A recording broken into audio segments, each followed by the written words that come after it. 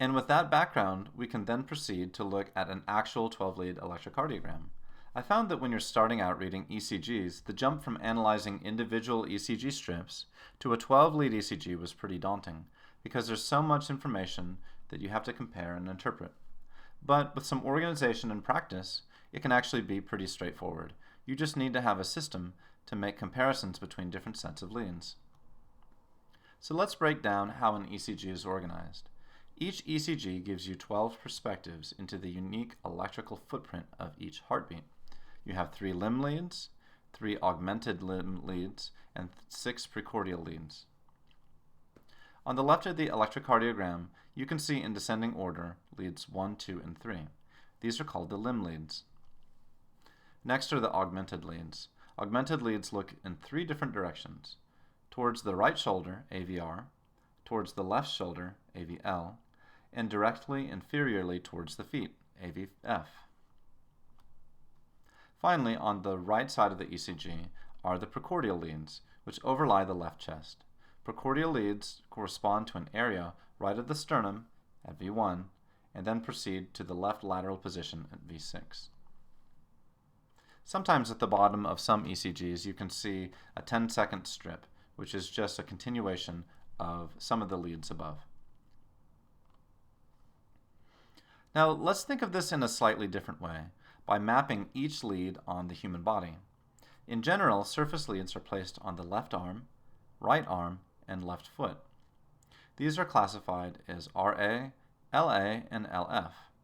Between each of these leads, you can draw an arrow to represent the vector between each one of these leads. And classically, this is called Einthoven's triangle. If we start with the lead 1 configuration, then the ECG holds LA positive, RA negative, and foot is grounded. That means that any wave traveling towards the positive lead, LA, will create a positive deflection on the ECG. Since the heart depolarizes leftward, you usually get P, QRS, and T waves that are positive, meaning they have an upward deflection. Next in the limb leads is lead 2. In this lead, foot is positive and RA is negative, and LA is held to ground. This means that any wave traveling down towards the left foot is positive. And since the heart depolarizes from a superior direction in the atria downward towards the ventricles, then we usually have strongly positive P waves, QRS waves, and T waves in lead 2.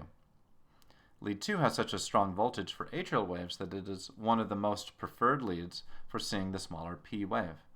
So when you're trying to determine heart rhythm, and specifically trying to determine the relationship between the P and the QRS waves, and then the relationships between one P wave and another P wave, or one QRS to another QRS wave, this is one of the best leads to look at. Lead 3 is kind of an unusual lead. Foot is positive and left arm is negative. And that means that the RA lead is held to ground. So that means that the vector is pointing from the left shoulder to the foot. The reason that this lead 3, is unusual is that it senses electrical activity that's perpendicular to the direction of depolarization of the heart. In other words, because it's looking perpendicular to the wave of depolarization, voltages are going to be low. That means that lead 3 isn't always the best lead to determine rhythm. However, it does look inferiorly towards the foot and so can provide complementary data when you think about an event that may have happened in the inferior or apical portions of the heart. Now, the augmented leads have a slightly different setup than the limb leads. First of all, there's only one lead that's held positive, and the other 2 leads are held to ground. That means that there's no assigned negative lead. So for augmented lead left, called AVL, any wave approaching the left shoulder will cause a positive or upward deflection on the ECG. And any wave traveling away from AVL pointed towards the left shoulder will have a negative or downward deflection on the ECG. Lead AVL is commonly used when you're looking at events that happened on the lateral wall of the heart. So our next lead is augmented lead right shoulder. or AVR for short. The funny thing about the AVR lead is it looks exactly opposite of the direction of depolarization. Essentially, AVR is pointing away from depolarization. So because the wave is going away from AVR, which is positioned at the right shoulder, you get a negative P wave and a negative QRS wave. And sometimes this QRS is actually called a QS because there's not even much of an R. Another way that you can think of this is that this lead, AVR, looks a mirror opposite to lead 2, which is positive and looks in the opposite direction. So one situation where AVR is useful is if you have a posterior myocardial infarction. Because there's no lead overlying the posterior wall of the heart, sometimes you need to use context clues like a negative ST segment deflection in AVR to determine if the posterior wall is infarcted. But we'll go over this a little bit more in some future modules. The last augmented limb lead is augmented lead foot, or AVF for short. In this lead, the left foot is held to positive, and the LA and RA are ground, and there's no negative lead. AVF is your classic inferior lead, and it is usually in agreement with other leads that look inferiorly, like leads 2 and 3, for example. AVF usually has positive P and positive QRS waves for the same reason that we discussed for lead 2, the direction of depolarization. So we talked about limb leads 1, 2, and 3, and we talked about augmented leads that point to the left shoulder, right shoulder, and feet. Now here's a brief word on the precordial leads. As you've learned in radiology, when you're trying to examine a 3D object, you need at least 2 planes of view. Otherwise, you can lack the depth perception necessary to fully understand what you're looking at. And this holds true for a chest X-ray, but it also holds true for an ECG. If you go back and review lead placement for the limb and augmented leads, you'll appreciate that there is only a 2-dimensional plane where all these leads are located. But the heart is a 3-dimensional object. So the precordial leads act as a way to add a different plane and some depth perception to our ECG findings. Lead V1 is placed at the 4th intercostal space, right of the sternum. V2 is placed at the same location but at the left of the sternum. And leads V3 through V6 are placed in progression to the mid-left axillary line. Lead V4 is typically at the 5th intercostal space at the midclavicular line, and lead V6 typically slightly lower at the left mid-axillary line, as you can see in this drawing here. In the drawing on the right, you can see how lead V1 is the most anterior and midline lead. In contrast, lead V6 is the most posterior and leftward precordial lead.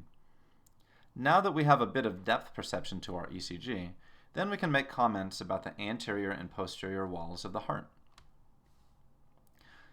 So the ECG in the 12-limb configuration, the 12-lead configuration for the limb and precordial leads, provides multiple vantage points to see the electrical events within the heart. I often say that the 12-lead ECG is like a wreck at a busy intersection. There's an event of interest, like a wreck, that happens in front of observers looking in different directions, who see different perspectives of the same event. Some observers may have seen the offending car run the red light, and other observers may have seen the victim car get T-boned. Both may be true, and to get the full story, you have to synthesize different observations.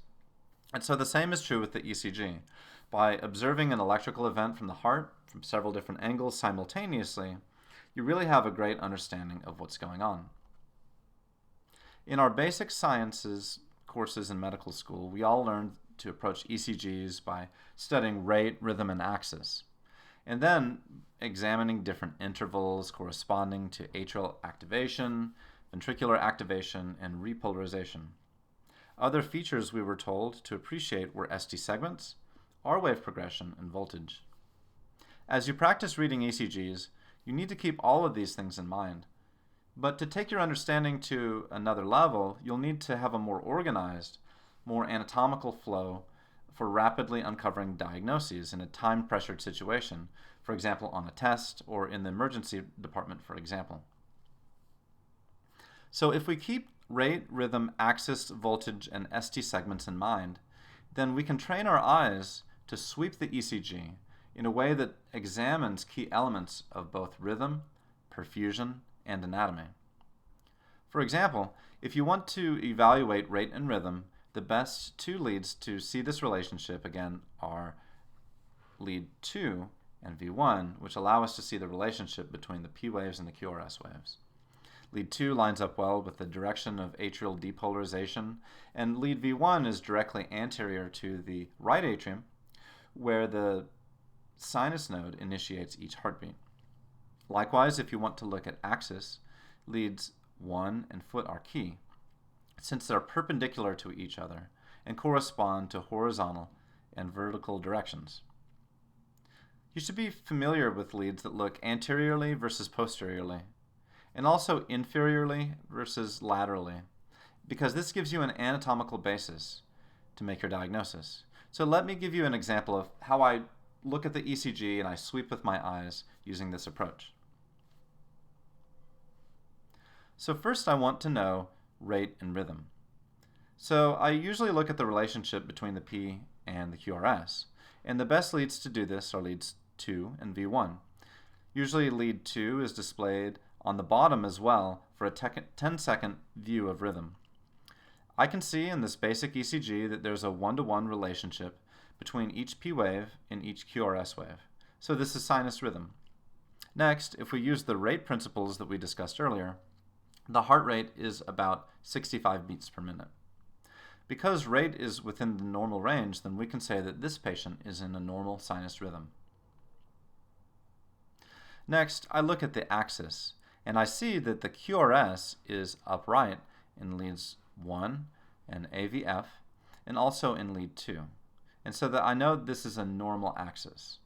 And again, because there's a tall R wave in the QRS and a very, very small S wave, I can say that this is a positive QRS. So one way to see this is if you would draw a compass with lead 1 as the horizontal axis and lead foot as the vertical axis. You could also draw lead 2 between 1 and AVF, and then this would be its positions in Einthoven's triangle. Okay, so if we see that the QRS has a very tall R wave, then we say the QRS is positive for that lead, like we discussed. And we see a tall R wave in lead 1, in lead 2, and lead AVF. Therefore, our axis is in the normal axis, and so this is essentially an ECG with a normal axis. Now, take a look at the direction for left axis deviation and right axis deviation, and then the direct opposite of normal axis, which is the northwest quadrant. So I'm going to show you now an example of a northwest axis. In this case, lead 1 has a very small R wave and a large, deep S wave. And so we assign lead 1 as negative. You see in leads 2 and foot that they also have a prominent S wave and a tiny R wave. So these leads are also negative. So if you look at the diagram on the right, if leads 1, 2, and foot are negative, then the axis is in the northwest quadrant. This signifies significant heart disease, such as a scarred ventricle or perhaps a congenital heart defect. In the clinical case correlations, we will review right and left axis deviation as well. So moving on from axis, I next look at anatomical sections of the ventricles. In other words, I think about each wall of the heart, and then I group the leads based on each wall. So leads V1 through V4 show me the anteroseptal and anterior portions of the left ventricle. And because V1 and V2 have deep S waves, I know that there's no right ventricular hypertrophy. From this view, I also see good precordial R wave progression, meaning that the R wave is smaller in lead V1, and then it progressively grows to become large in lead V6, as we would expect on a normal ECG. Looking at the posterior wall is more difficult because there's no lead directly overlying this wall. But by evaluating AVR, we see that it is nearly a perfect mirror image of lead 2, as expected. with negative P and T waves and a deep S wave. Later, we'll go over an acute posterior MI and how these leads can be used to identify this difficult diagnosis. As leads 2, 3, and foot all look downward towards the feet, they are primarily used to evaluate the inferior wall, which is located lateral to the posterior wall. Here we see a strongly upright R wave and no significant Q waves, and that means that there's no significant history of a Q wave myocardial infarction. And finally, we see the lateral leads, of which leads 1 and AVL are the best at evaluating lateral wall strain or ischemia. Leads V5 and V6 also can be helpful for looking at the lateral wall.